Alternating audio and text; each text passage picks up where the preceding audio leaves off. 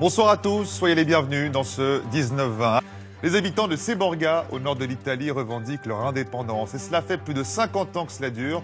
Nous nous sommes rendus dans ce bout de territoire qui rêve de devenir une principauté. C'est notre série consacrée aux micronations. Notre série consacrée aux micronations se poursuit ce soir. Nous nous sommes rendus sur un territoire qui défie l'Italie depuis plus de 50 ans. À Seborga, les 300 habitants ne cessent de revendiquer leur indépendance, mais ils ne désespèrent pas de se faire reconnaître comme une principauté par la Cour européenne. En attendant, vous allez le voir, ils s'amusent à entretenir tous les symboles d'une monarchie. Anne-Charline Lambard avec Xavier Roman.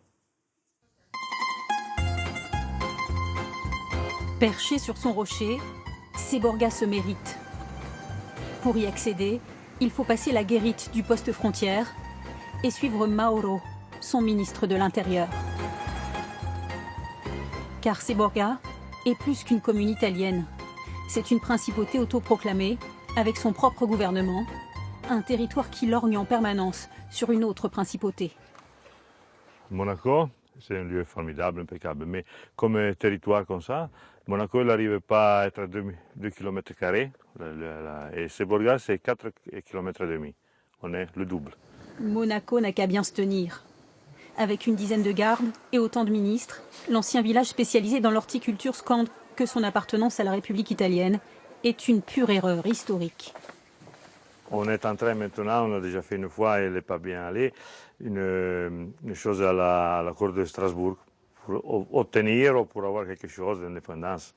On a un document de Mussolini quand en Italie il y avait le fascisme comme ça, qui ne voulait pas les impôts de la commune de Seborga parce qu'il disait qu'elle n'était pas italienne.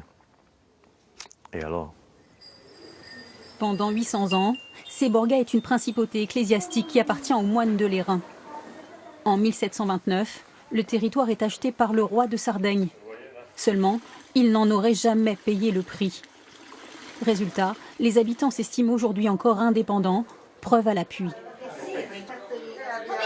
Ça, c'est vraiment les documents qui démontrent que Seborga est encore aujourd'hui un État indépendant. Il ne peut pas y avoir de vente s'il n'y a pas eu d'argent de versé ? Exact. Depuis les années 60, Seborga fait revivre la principauté. Le territoire a sa propre monnaie, le Luigino, son drapeau et sa constitution. Le premier à avoir porté la couronne, c'est lui, Giorgio Ier. Élu par les habitants pour 7 ans, c'est aujourd'hui Marcello Meneghetto et sa femme Nina. Ils sont princes et princesses de Seborga depuis 2010. Il est Marcello Ier. Normalement, c'est Votre Altesse, les amis ici, les Seborgiens, normalement, Marcello. Tout en simplicité, pour Seborga, le prince a des projets de développement comme un hôtel 5 étoiles. Il faut dire que Marcello est aussi promoteur immobilier. Ce matin-là, Seborga est à l'honneur dans la presse allemande. La micronation figure en bonne place. Au milieu, comme il faut. C'est une belle chose. Et en plus, c'est un journal très important, très connu en Allemagne. Sérieux en plus. Ça fait plaisir. Auprès des visiteuses, le prince rafle aussi tous les suffrages. Ce n'est pas l'Italie, c'est un monde à part, un conte de fées, une merveille. C'est la première fois que je vois un prince. Rencontrer Marcello Ier est le clou de la visite. Nous on cherche le prince, on nous a dit qu'il y avait un prince. On nous a dit peut-être vous allez le rencontrer. Alors on cherche le prince. Et à défaut de prince, ces Français devront se contenter du ministre. À Monaco, on ne peut pas malheureusement voir tout ça. Parce que c'est très compliqué déjà d'accéder au passage. On est derrière les cordages, on ne peut pas mettre un pied dedans. C'est hyper sécurisé, quoi. C'est compliqué. Tous les 20 août, la fête de la principauté réunit curieux ambassadeurs, chevaliers du monde entier qui prêtent allégeance au prince. Un folklore qui irrite l'Italie. Par 3 fois, la République a tenté de remettre Seborga dans le droit chemin avec des procès, en vain. Le maire de Seborga s'accommode de la situation. Beaucoup de personnes travaillent pour Seborga.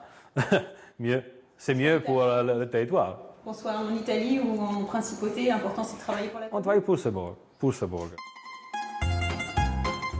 Qu'il soit républicain ou princier, Seborga se cherche un futur, un avenir bien à lui. L'irréductible territoire tient à cultiver sa différence jusqu'au bout.